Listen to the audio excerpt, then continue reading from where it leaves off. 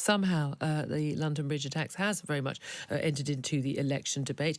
Joining me this morning, transport expert and left-wing activist Christian Wilmer, and also from the Adam Smith Institute, the free market think tank, Morgan Schondelmeyer. I was kind of combining your names there. Thank you very much to Morgan and to Christian, both for joining me this morning.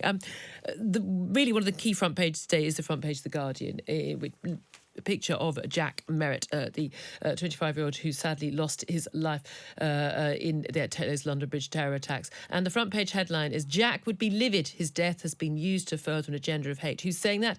His own father, Dave Merritt. And he says the attack has been used to reinforce the worldview that his son fought against.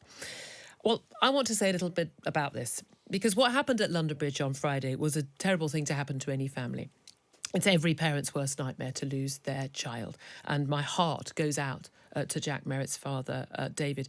But that open letter he's written to The Guardian, speaking out about how his son's death has, he believed, in his own words, been politicised to further an agenda of hate, is itself, I fear, the politicisation that he is complaining about.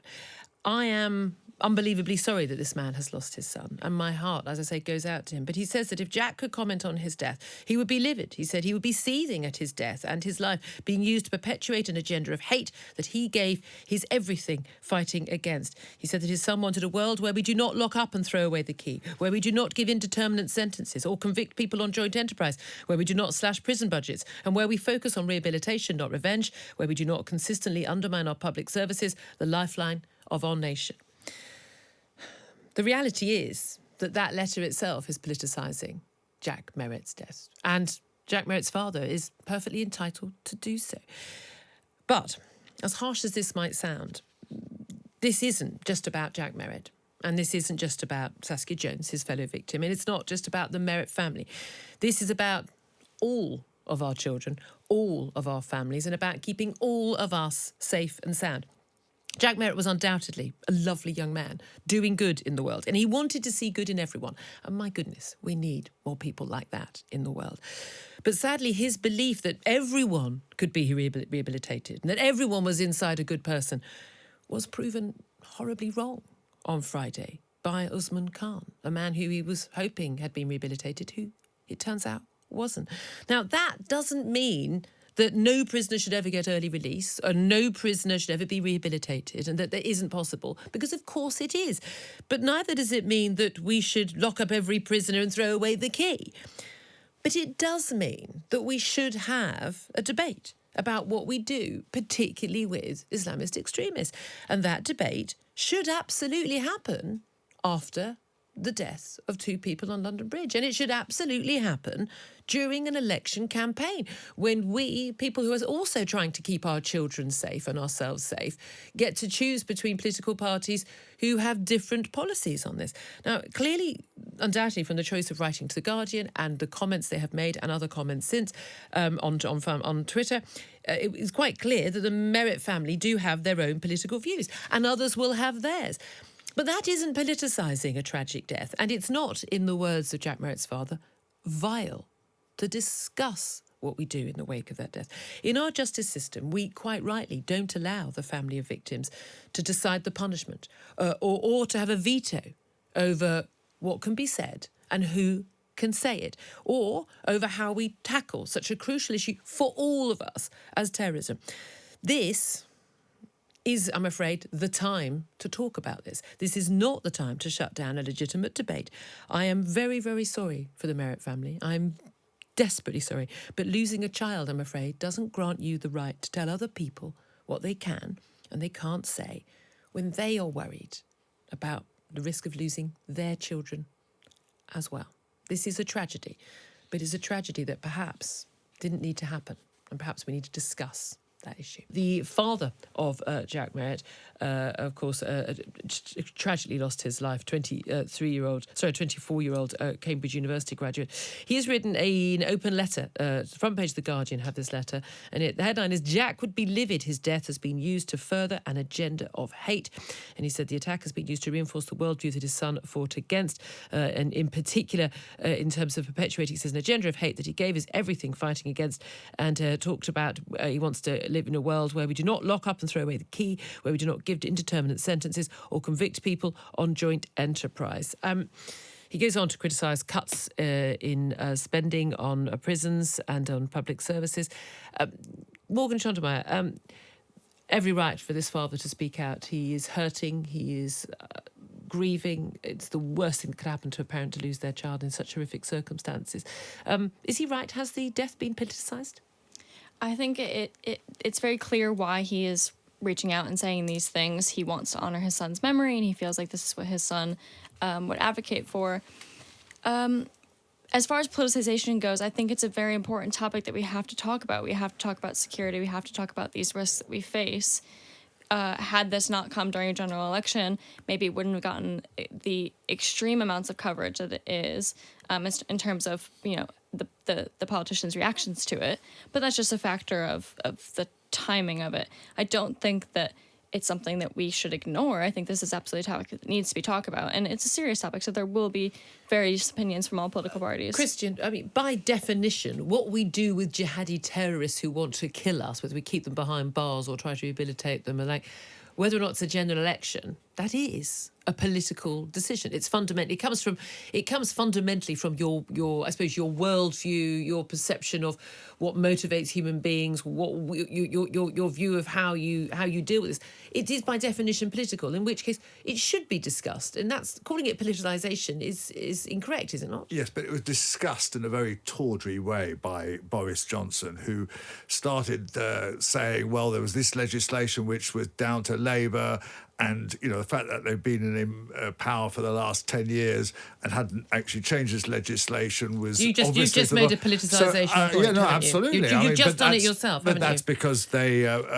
Boris Johnson politicised it. Then one of the papers today has got talking about a 2-minute film, which Jeremy Corbyn has put out about the terror attack, in which Jeremy Corbyn is saying, we're still living with the consequences of the decision to go to war in Iraq. Now, Jeremy Corbyn is politicising.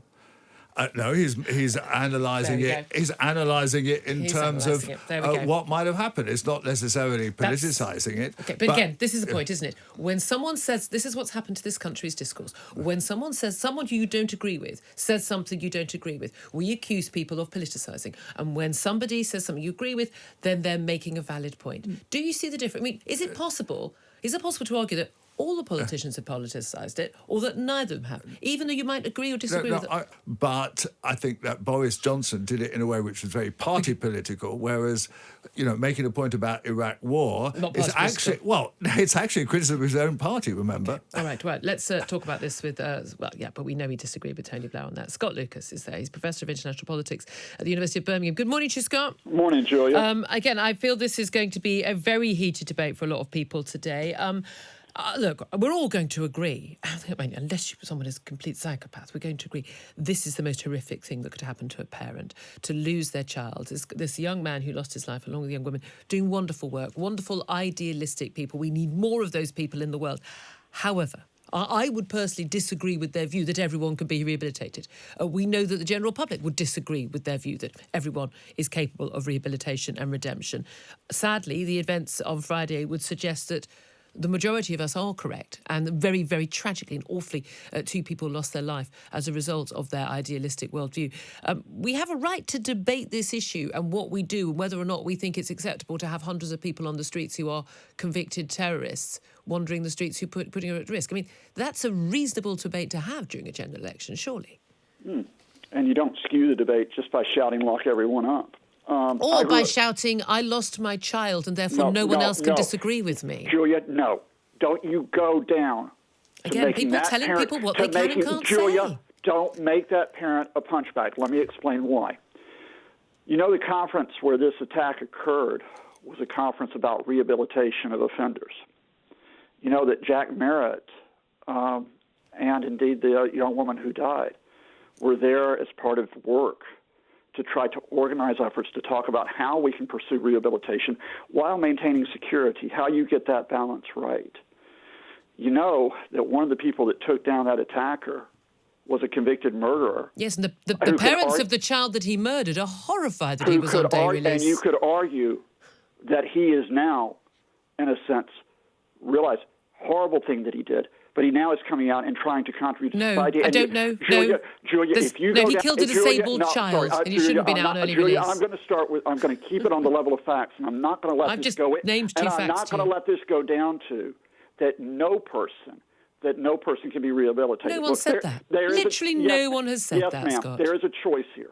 There is a choice here where you say that in a prison system, including people who have committed horrible things, that when they are sentenced, they serve that full sentence, and that there is no possibility of coming out before the end of that full sentence because of, in effect, rehabilitation. Now, you can go down that line, and if Boris Johnson wants to go down that line, then he can go down that line at the appropriate time in When's the debate. the appropriate time? And the appropriate time in the debate. When's the appropriate time? The appropriate time would be, Julia, for example, not to come out on the day after the attack and, one, simply scream, lock them up about He everything didn't without scream. knowing the facts of the He didn't case. scream, and he didn't say that.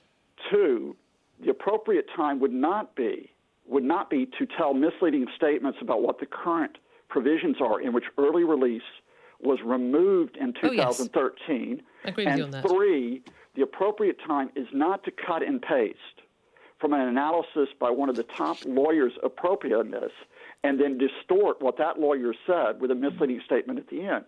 Now, I just happen to be coming down hard on Johnson because he was the first person to come in and politicize. He was the first person to be asked because he was the Prime Minister. And he could have, Julia, at that point, made a statement which would have done honor to all of us and to those of us who are trying to look for the balance, including Jack Merritt, by saying this is an extremely difficult question. It is a question in which we have to get the balance between security and rehabilitation. But he immediately went for he just took the low-hanging fruit, which was is it I'm possible, going to shout, Scott? lock him up. Scott, okay, again, he didn't shout it. Is it possible that Julia, when it Scott, was shouted across every headline? Scott, the Prime Minister knew Scott, exactly what he I'm was going doing. to know. Do you know what? I'm going to end this conversation because if you're going to make you're making misleading claims, we can have a debate about this without people lying. He didn't shout anything. It's not a party political point. He didn't shout it. What he said was that this was an issue about early release. I mean, now 80-90% of the population of this country woke up, I think, on Saturday morning to discover the absolute horror that the man who had taken the lives of these two young people, who had hurt other people and put thousands of other people at risk of their lives in terms of terror on London Bridge, yet again, just 2 years after the last attack, that he was someone who was a convicted terrorist who we all thought had gone away for a very long time and had been out before 8 years. That's a valid point to make, and it's a valid point for people to be concerned about. And no one's shouting. People are simply saying, we don't think that the current system is keeping us safe. The proof being the deaths of those two young people on Friday. Why is that something that we are not allowed to say, Scott?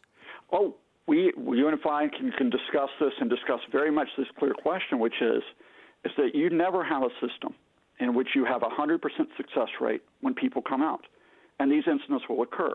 Now, do you respond by saying, that's it, no one can be released? No one said that. No one has said that. That is effectively what Boris Johnson No, it's said not for an effectively entire what group he of said, people. Scott. You need to pay a little bit more attention. What he said was that convicted terrorists shouldn't get early release. Not never be released, shouldn't get early release if they're convicted of terrorism offences, a very specific group of prisoners for which there is very little evidence that there could be a possibility of rehabilitation. Well, Julia, what could be done, as in this case, is immediately to call the attacker and so on and to use the label jihadi terrorist and just say, The look, label? now, That's what he was. Let us put this into political context. That statement was made on Sunday after the attack when Boris Johnson appeared on a high-profile BBC show, having ducked out of an interview repeatedly before that. He needed to change the agenda. And he changed the agenda not by sensibly discussing this. The reason why I'm telling you, but by simply going for this headline. Look, if hard cases make bad law, horrible cases make terrible politics. Scott, and I've got to be honest, again, I am perfectly capable of there are politicians with whom I disagree, but I can judge whether or not they leave what they say. It's the idea that because and we have this across the board in this country. The idea when someone says something with which one disagrees, it doesn't mean they're saying it for bad reasons. It doesn't mean if you are a Tory that a Corbynist was saying something because they're doing it deliberately to provoke something. They may genuinely believe it, and vice versa. Again, what you say you heard in terms of shouting and politicising, I don't think the majority of people in this country heard, regardless of their political views. Everyone's politicised this young man and Saskia Jones, the young woman who lost her life. Everyone has politicised their deaths, haven't they? But it is a political story, is it not? It's awful what's happened, absolutely awful. What I understood the father of Jack Merritt to be saying is, please don't turn the death of my son into a big political issue. And I can't think of any parent who'd lost a son who wouldn't say that. And then he sensed that the Prime Minister dived in and sought to make the death of his son a big political issue by using it to promote a particular political cause. I thought it was incredibly insensitive on the part of the Prime Minister. I would have thought the most basic human instinct would be, over the few days after the death of Jack Merritt, would be to give pause in order that the family would not feel what the father of Jack Merritt obviously does. And what about Sadiq Khan, the Labour mayor, London mayor, and his comments? And what about today also the video which has emerged, it's a Labour Party official video, 2-minute film, which includes images of the floral tributes to Jack Merritt and to Saskia Jones, and talks about Jeremy Corbyn talking about how we're still living with the consequences today of over that picture of the flowers paying in tribute to the two who lost their lives, over the decision of Tony Blair to go to war in Iraq in 2003. Presumably you condemn that as well. Well, I think it's a question of tone and respect, isn't it? I think the judgment, we could all make it.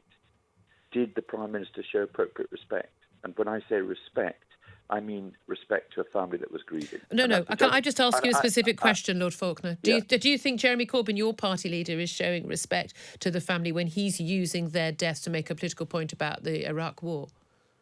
Well, I think you have to debate more widely the issue. The question is, was it properly focused, the debate, or was it engaging the individual death as a means of making a political point? My feeling, because I'm very much responding to what Jack's father said, was Jack's father felt that the Prime Minister had crossed the line. And I've just asked you a question for the third time, and I'll try. Do you also condemn Jeremy Corbyn for politicising this death by leaking it to... No, I don't. No, you don't. The reason I don't, Julia, if I may, is because Jack's father hasn't. Since when? Now, my heart... Look, we're both parents. My heart and your heart goes out to this man, to lose his child. It's impossible to even comprehend how awful it must be. It's my biggest fear as a mum. But losing a child doesn't give you a veto over the conversation that everyone else wants to have about not putting their own children at risk. So the conversation that I want to have as someone who works at London Bridge, just a matter of yards away from where his son was killed. The fact that I, at 5 to 4 on Friday, had to text my daughter before she got out of school and heard about the terror attacks to say, your mum's okay, don't worry, I'm at home, I'm safe. The fact that I have to even think about doing that in this day and age is because there are people on the streets who are convicted terrorists who want to kill people in this country. That debate is allowed to happen, isn't it? I mean, other people like me, like everyone else who wants to have that debate about how do we tackle these, asking the question, can we rehabilitate Islamist jihadist extremists who want to kill us? Who should we trust to make these decisions? I've been very open criticising, Labour government and the Conservative government subsequently, and the coalition governments for all their failures. I think we as a nation, as people, we have been failed by subsequent governments on this issue. But because someone has lost their son, no matter how tragically, it doesn't give them a right of veto over everyone else having a conversation about what they want to do to prevent that from happening again. Of course not.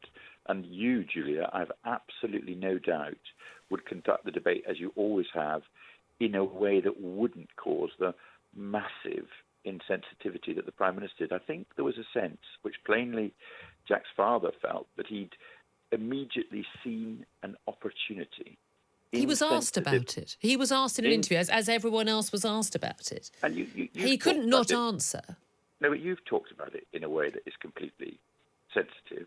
And the very fact that he caused that obvious pain to the father suggests to me that he went too far. But doesn't it also suggest to you that the father expressed these views, the fact that he gave a letter to The Guardian, the fact that he's in tweets, he's talked about people being of their vile agenda of hate, and then talking about cuts. Look, I agree with him in terms of cuts to public services, cuts to the criminal justice system, absolutely, slashing the budget, absolutely. But he comes with his own political agenda.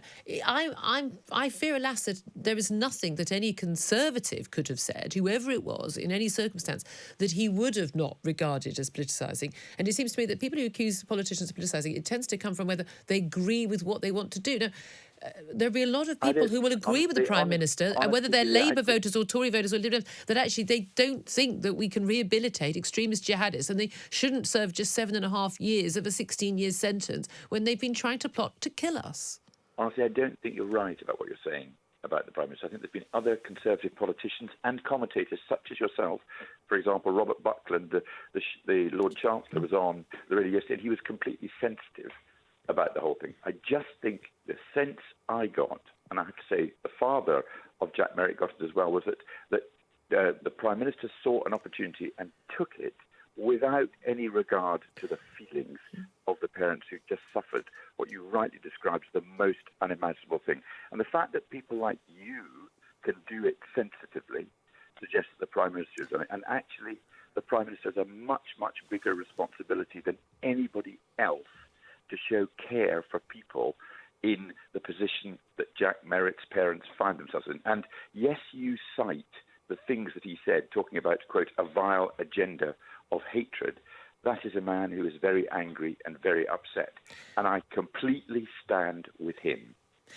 And yet, just finally, you don't condemn on the same basis Jeremy Corbyn and the Labour Party putting out a video in which they link the deaths of these young people. Well, you've asked that question, I've answered it already. But I'm not saying, but you're saying you condemn Boris Johnson, but you yourself. don't think that Jeremy Corbyn linking it to the Iraq war is politicising. I agree with you. You can't veto discussions about these things. It's how you do it. And it was just done horribly. Jihadists are now going to be facing stronger curbs on them when they leave prison. Obviously, this has been a massive issue. However, it's also a lot of criticism of Boris Johnson, your party, from Dave Merritt. He's the father of Jack Merritt, who lost his life in that attack on Friday. And he said if Jack could comment on his death, he would be livid. Writing a letter in the Guardian newspaper, said he would be seething at his death and his life being used to perpetuate an agenda of hate that he gave his everything fighting against. In his letter, he also criticises prison budgets being slashed, focusing on revenge, not rehabilitation, and also indeterminate sentences. Clearly, obviously, criticism of the Conservative Party and what Boris Johnson and others have been saying. What's your response to criticism that you and your party leader have been politicising the death of a young man? Well, first of all, my heart goes out to that family. We just don't want to see any other families in that situation. We want to minimise the risk to the public. I think in terms of politicisation, it was Rebecca Long-Bailey that first started to politicise this, but nonetheless. But our duty as a government is to minimise, mitigate, reduce as far as we can the risk that other families will be going through that anguish that you've described. And the way we will do that is by making sure police have got the powers and that we back them. For example, when they're engaged with a live terrorist suspect, as they were on London Bridge, making sure that the sentencing regime is fit for purpose, with the increase to 14 years minimum sentence for the most serious offenders, terrorist offenders, and making sure that where we cannot be sure that they won't pose a risk to the public, that they will not be released. And I think that's a clear point of leadership where we just say that's our duty, we've got to do it. And you look at Jeremy Corbyn, he's saying something very different. And we can't apologise, because our first duty is to protect the public and to minimise the risk of there being more families going through the pain and suffering of those who are grieving for loved ones after the London Bridge attack. Another family, of course, are in the news today. That's the family of Harry Dunn, the 19-year-old who was killed by the wife of an American citizen working in the country, able to leave the country. She's refused to return to this country to face justice. The family have said that they are going to be in London today. They're hoping to press the family's case for justice, they say, by hoping to meet him in London. Would you want to help set up that meeting? Well, if I had any request from the family or the representative of the family who have my contact details at the first meeting, I made sure that was the case. Of course, I'll do everything I can. And frankly, even if they don't, we have proactively tried to ensure, and we now, I believe, have ensured that the obstacles to the police and the CPS taking their decisions and conducting their investigation is free to conclude. That's done independently. I have no control over that decision, but we've made sure, and the position on immunity is now clear. And we have raised this. The Prime Minister's raised it with the President. I've raised it with Secretary of State Pompeo, and the position is very clear that the individual concerned no longer has immunity, and that clears the way for the police to conduct their investigation, the CPS to take their decision. But those decisions are rightly, in a democracy, taken independently from the politicians.